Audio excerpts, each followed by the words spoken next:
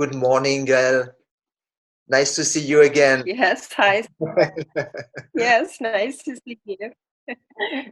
So we have another chance to continue the conversation we started before in January, and so yeah, and so we have another opportunity Can, to go further yeah, today. I'd like I'd like to interject too. What a different backdrop. So Yes, we had a conversation in January and now we re-meet and my goodness, what has shifted and what does that do yeah, to this conversation? So yeah. I feel like we have to include that. Yeah. Absolutely. Yes, yes, yes.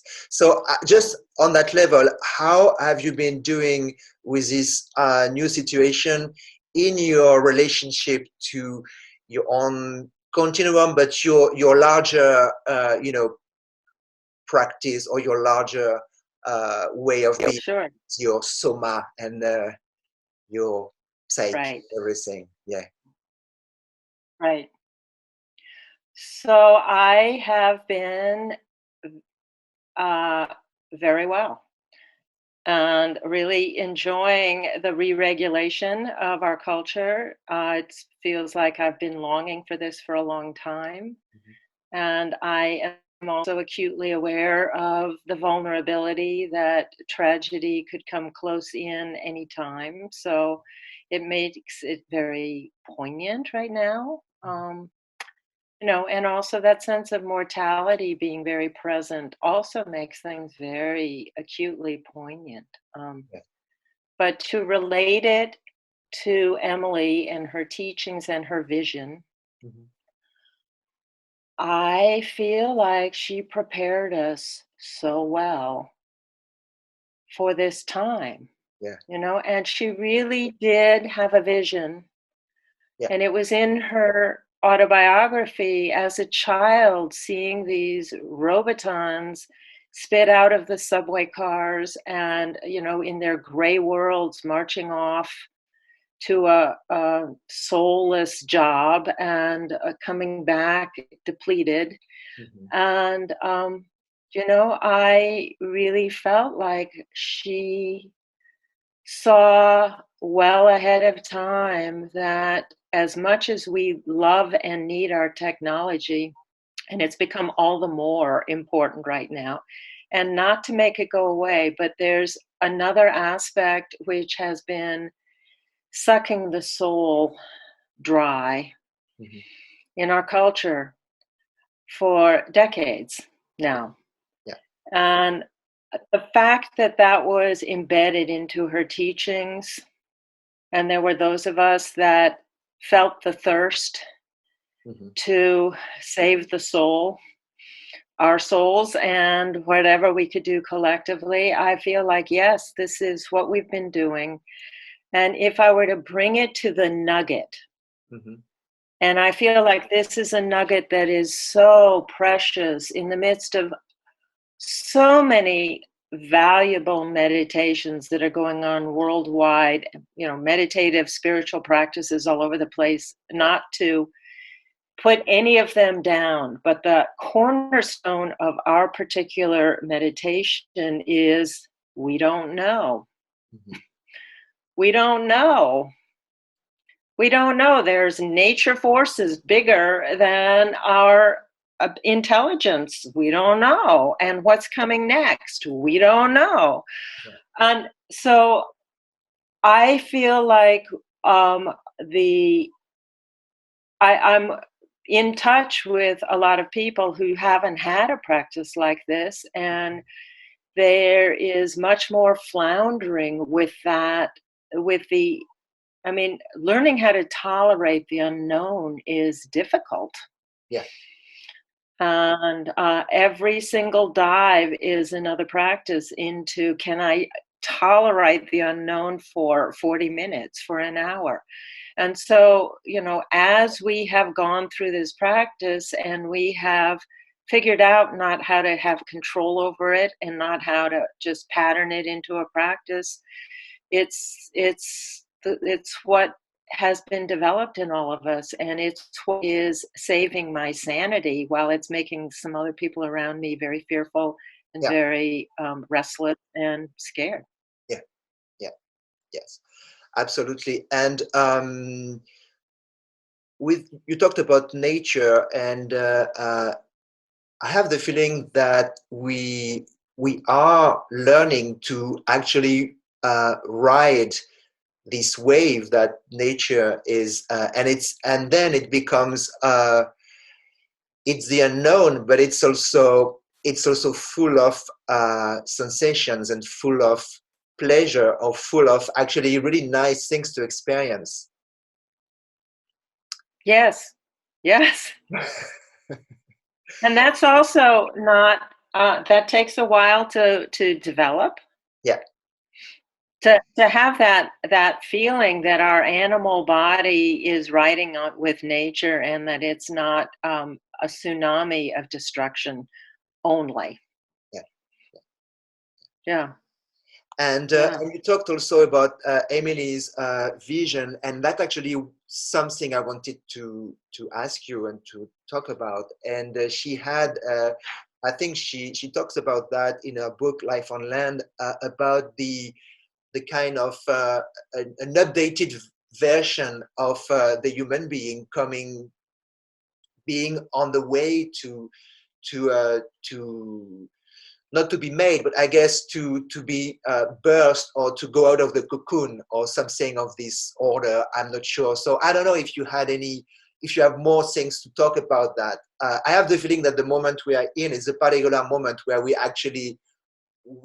there is an opening somehow, uh, of that kind of phenomenon, like trying, being able to move out of something that's known, and something that was, a reality that we created for hundreds of years or something, and that there is something that really happening, and that is new, and that we don't know.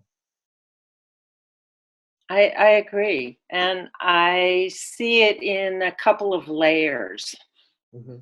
from kind of closer into me personal to global. Yeah. Um,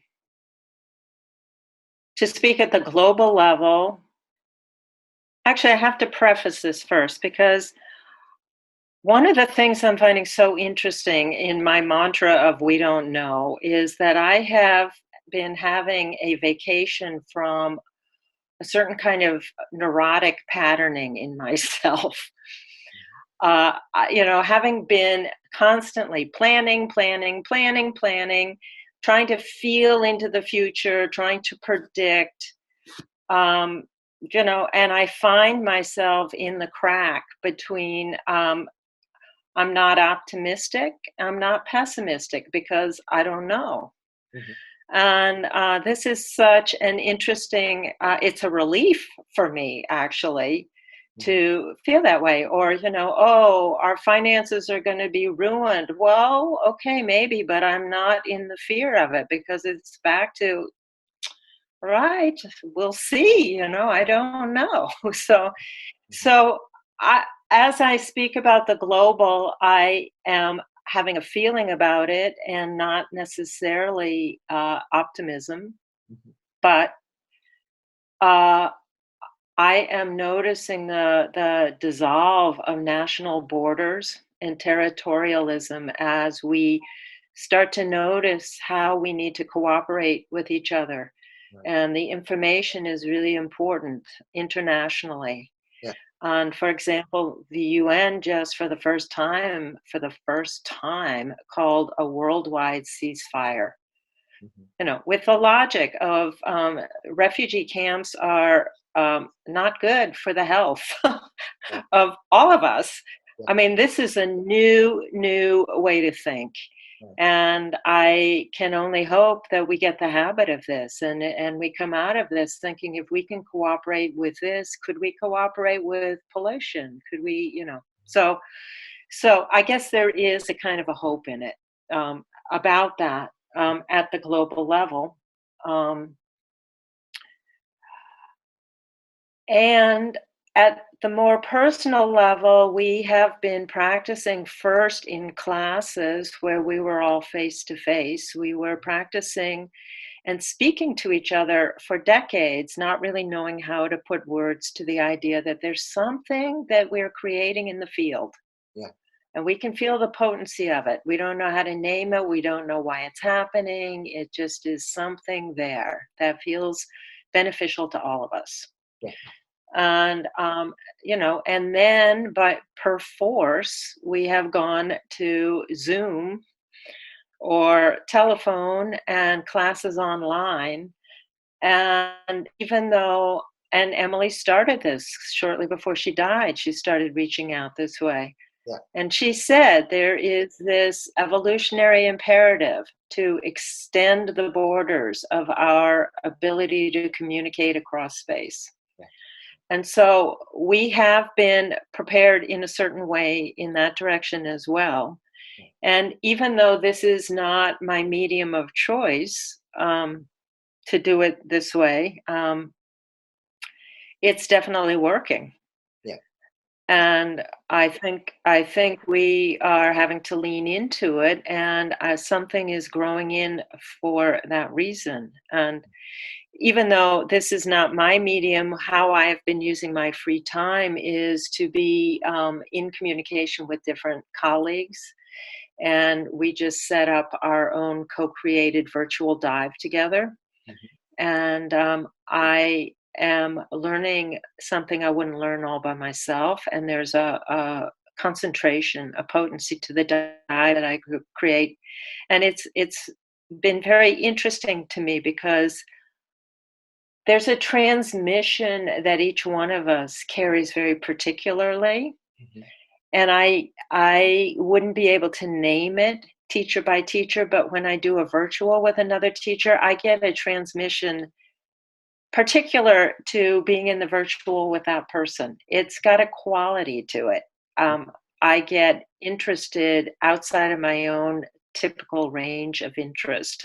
Yeah. And so I just am finding that really fascinating. Yeah. Yeah. Yeah. Yes. Yeah. Great. Yeah. I mean, there's a lot to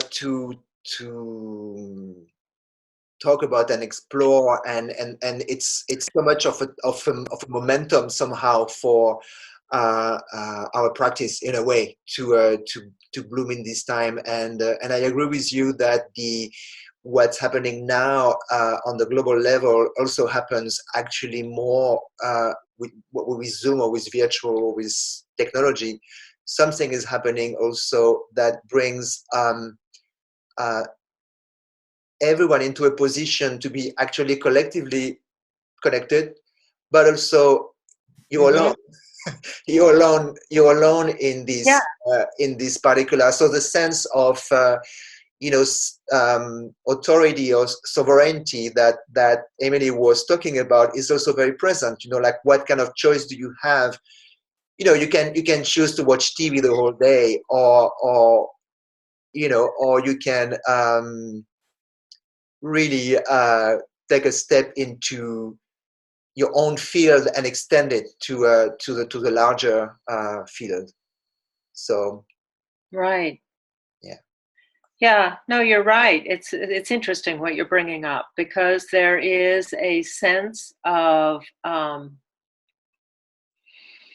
connecting and with gratitude to a larger field, and then sort of disappearing Mm-hmm. inside of yourself in a way that is not getting socially gratified by the typical our typical needs for attention.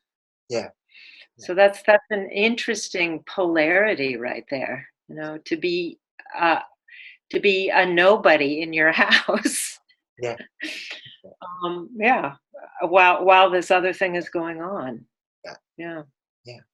Yeah. Well, in a way, also, I remember this very often. Emily was talking about the prisoner being in the in the prison with a door open, but staying there. So now we are kind of in a situation like that, but the creativity of and technology, and I guess the extension of what's actually emerging from, I guess, the bigger picture, because this is so big. It's such a small, Yeah. it's such a small little, it's such, what I find so interesting with this situation is like almost like a little grain brought a different sound into the whole orchestra, but everything is out of tune now, and until it finds again kind of orchestration. Huh. Yeah. Yeah, it's interesting because it is like that. It's like the systems are failing, and and there's nobody quite to blame, and so there's all of that chaos going on. And at the same time, I feel like there is this incubation going on. Right. There's a silence. It's like an open attention. Yeah. That humanity is being forced into, that we just don't get to rush around and distract ourselves with our usual manners of doing that. And I do think that it does put people right up against themselves. If you're going to feel uh, trapped or bored or useless or whatever, that's going to come up. And and then again, I think those of us who have developed channels other than the usual cultural norms for value are having an easier time in general. Just, oh, okay. And it doesn't mean hard things aren't going to come up, for all of us. Griefs and all kinds of things. But sort of the willingness of, okay, this is my next inquiry. Yeah. Yeah. Yeah.